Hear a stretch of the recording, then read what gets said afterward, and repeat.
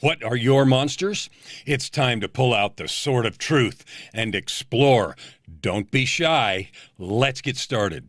All right. Welcome to today's episode of Master Your Monsters. No, your episode of Your Ultimate Life.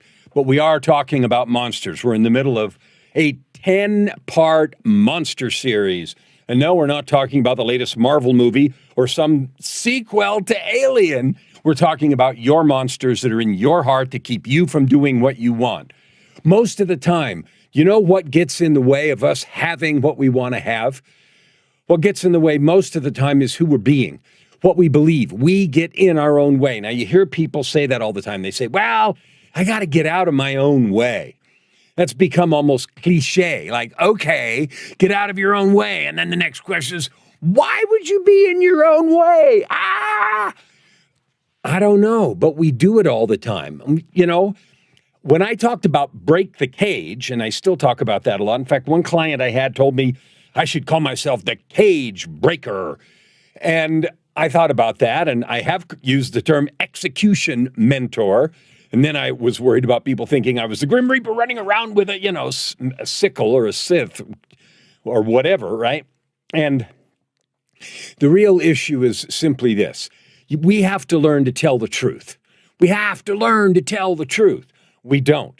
We don't do that a lot. And the sole reason is we're afraid. We're afraid of the answers. We're afraid to tell the truth that we are the thing that's in the way. What is it? Well, it's what we think and what we believe about our stories and about ourselves. And where that came from doesn't matter. We've spent so much time blaming and believing in old stuff that we haven't done the work that's necessary to get to where we want to go. So here's what I want to do. I want to talk about your monsters. It doesn't do much good for us to talk in the abstract about ideas. So for the next few minutes, focus on your monsters. Now, monsters, as I mentioned in the first episode a couple episodes ago, was defined. The definition is the things that get in your way. I told the story about my grandmother's electric water pump, and that got in my way. It scared me, and so it got in my way of going in the cellar and getting what was needed for dinner, or, fruit, even though one of the things they kept down there were these delicious raspberries. They bottled raspberries, and they bottled all kinds of other fruit, peaches, plums, apricots, all kinds of stuff. And they were wonderful, but there was nothing as heavenly as that bottle of raspberries. And we got to have raspberries for dessert. And it was like a soup almost, only it was cold. It was served cold, and it was just beautiful. Oh, the raspberries. That was heaven, heaven, heaven. And we didn't get to have them that often. Maybe there weren't a lot of them, or maybe they were expensive, or maybe there just weren't. I don't know. But whenever we got to have them, that was like, oh! But the thing that was scary was I had to go in the cellar, the place where the pump was, to get them. So that monster kept me from getting the raspberries. And I had to steel my courage, and it took a long time and, to get it done. So I want you to think about what your monsters are. That's the name of this episode, 603 of Your Ultimate Life. Creating a life of purpose prosperity, and joy by serving with your divine gifts. And we're going to talk about you now identifying the ways that your monsters, your fears, your stories are getting in your way. And you're letting them. Like, nobody built the monster. You did. And you own it, and you keep it there.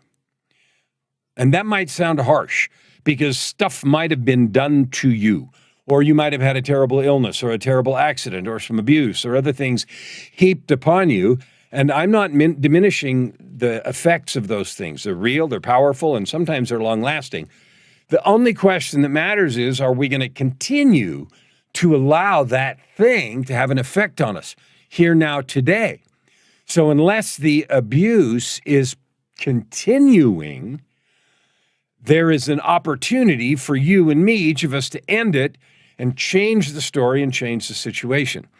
Now, here's an interesting thing. When I was active in seeing a lot of counselors for several years, when I first started attacking this depression that had ruled my life for 35 years, the not good enough cycles of up and down, self-sabotage, living in the cage with the bars labeled fear, procrastination, and self-sabotage, right? They were the bars. And I liken it all to being locked in a cage because you can see what you want, but you can't get it. You reach and then you get discouraged and you give up. And the truth is the bars are yours to control. You have the key and so did I. When I finally got invited by the divine intervention that happened in August of 2007 to change my life, that I accepted and started moving on a new path, I realized that I had the key, but the key for me required a lot of work.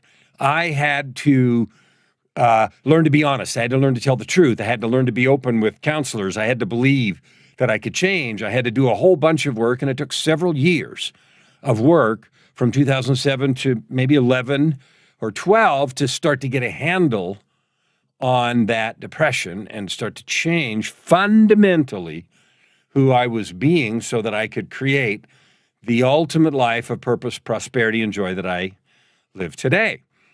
And it wasn't that those tools weren't available before. Either I wasn't willing or wasn't ready to do something. And you alone decide what that was. Nothing external forced me to do it. I had a divine intervention that invited me, that helped me get sober. And then my wife today, Joy, was an angel that was brought in my life that was a blessing beyond compare. But I still had to accept that invitation and get out of my own way. So today we're talking about what are your monsters. And the only reason for you to listen to this is not for you to commiserate with mine and not for you to think about somebody else that needs to change this, that, and the other, but for you to identify your own monsters. So what are your monsters? Well, we want to do three things. How can you tell? Can you tell the truth? And then I want you to list them, describe them, and you'll see what happens when you do that. So the first part is, how can you tell what your monsters are? Well, one way is to listen to your language. Listen to your language. If you use the word yeah, but, and it's almost got that tone, yeah, but, you're going to be describing a monster. You're going to be describing one of those things that lives in your stories. Like when we were kids, they lived under the bed or in the closet in the dark, or for me in the cellar at grandma's house. When it starts with yeah, but, and that sort of wistful, whining, blaming tone, you know you're about to describe a monster. So, for example, yeah, but I don't have time. Yeah, but I'm just too busy. Yeah, but I've got all these responsibilities. Yeah, but I want to, but I just don't know how. Yeah, but I don't know if it's any good. Anything that starts with yeah, but, or well, in that sort of whiny tone, you know, guaranteed, whatever comes after that is one, not true, and two, it's a monster that you've created. Now, that might sound harsh, and I don't care. Take it and listen to it.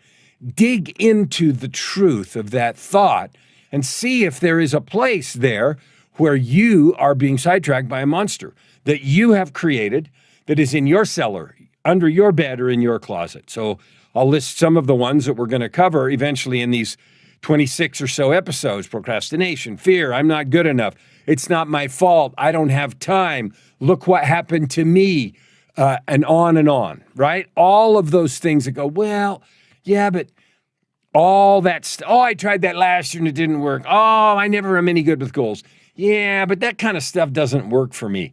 All those are stupid lies that we tell ourselves, and the only effect of telling them is to keep us stuck where we are. Now, let's be really clear. You have the absolute sovereign right to stay stuck where you are. Period. No one can take that from you. You have that right, you own it, and that's the end of it. If you're happy with that, then don't whine. Be happy with that choice and live into that choice to stay limited with full joy, because that's what you're choosing. If that sounds kind of gross, declaring you're going to live into mediocrity, okay, well then listen up.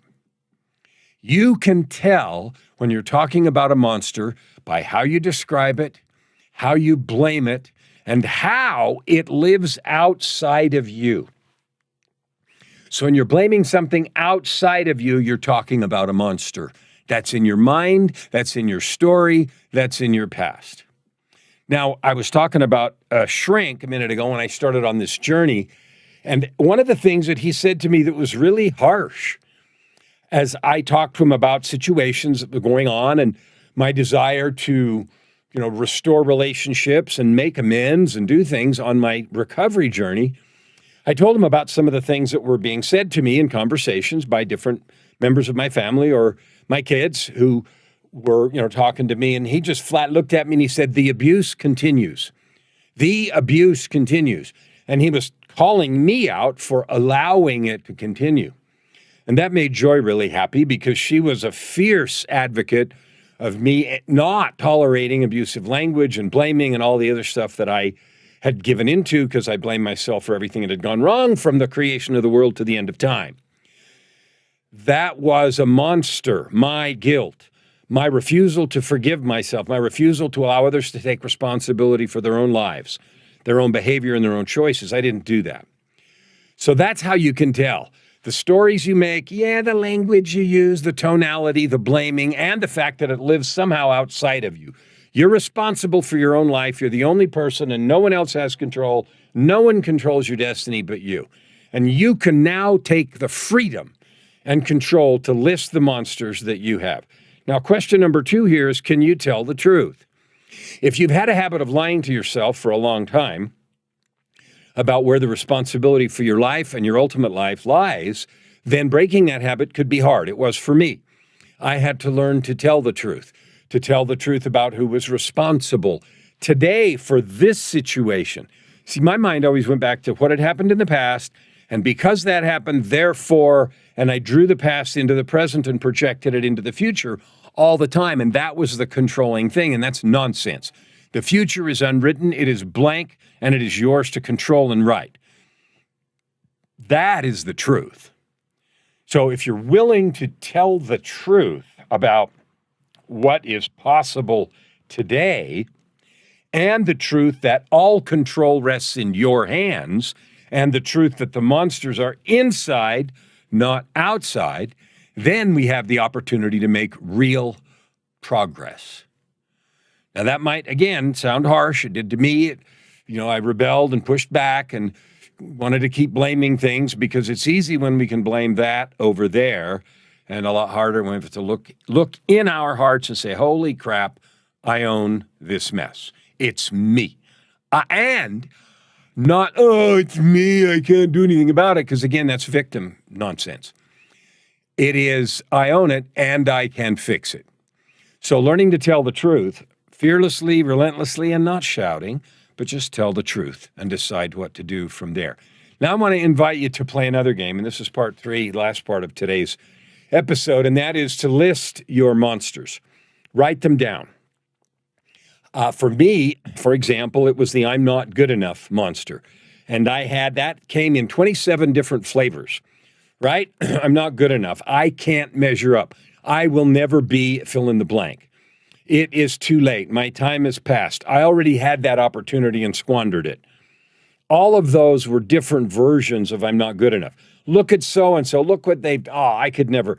All of those were different versions. And good enough might not be the right word. Rich enough, smart enough, pretty enough, skinny enough, short enough, tall enough, some talented enough, smart enough. All of them are exactly the same story. So your invitation here is to get honest and list the things, the stories that you use, and have some fun with this. So jump in and describe all the ways that those things limit you. Describe, every time I think about doing an episode or writing a book or fixing a relationship or selling a program if you sell programs, or starting a business or growing a business or leaving my job, I get, and then you describe the effect that they have on you. Here's what I notice. I notice that when I describe these monsters and I actually write down what I'm thinking and saying, they get smaller. Sometimes they sound silly, and I look at what I wrote and I think, I can't believe I believe that. Like, come on. Are you serious? And so what I'd like you to do is list the monsters that you have, at least 5 or 6, and maybe there's 10, but list the ones that are eating your lunch, the stories, the excuses, the monsters, and then describe how they're affecting you, where they're showing up in your life, and tell the truth on paper. And I want you to see if in doing that and reading it out loud to yourself, they don't start to shrink. They either seem smaller, sometimes they'll seem silly, or what I found sometimes is when I do that, what comes to me is, okay, but I can find a way around that. I can fix that. Like that doesn't have to stop me. So this episode is all about identifying your monsters, figuring out how you can tell your language, your tonality, learning to tell the truth, and then writing down your monsters and describing how they affect you and what they do to you, and then see what impact that has. I can promise you that this is the start of eliminating those, taking ownership, getting past them, and therefore creating your ultimate life. Now you've taken the challenge. You've written down your monsters. Now let's dig in deeper. Watch the next video and figure out, where do those monsters come from?